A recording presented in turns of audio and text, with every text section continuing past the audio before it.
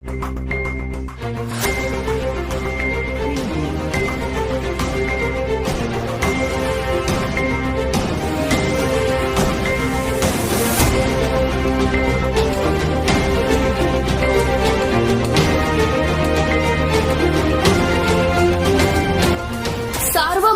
News Maharashtra. राहुरीत विवाहित तरुणीचा विनयभंग करणारा तरुण गजाआड। राहुरीत पोलिसात विनयभंग आणि अॅट्रॉसिटीचा गुन्हा दाखल।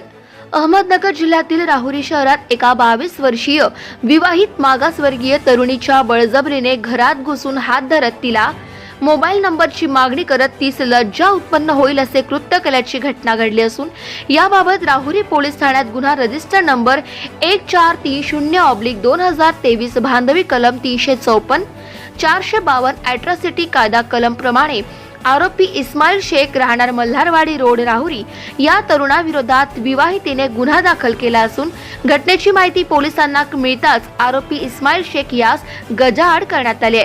आरोपी यास न्यायालयासमोर उभे केले असता त्याला पोलीस कोठडी सुनावण्यात आली आहे।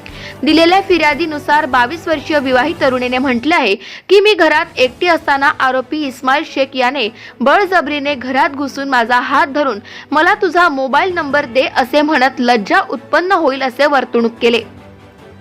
तसेच त्याला मी मागासवर्गीय समाजाची असल्याचे माहीत असतानाही त्याने हे कृत्य केले असल्याचे दिलेल्या फिर्यादीत म्हटले आहे।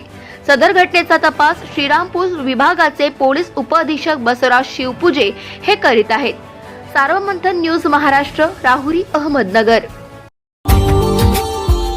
Subscribe now and press the bell icon. Never miss an update.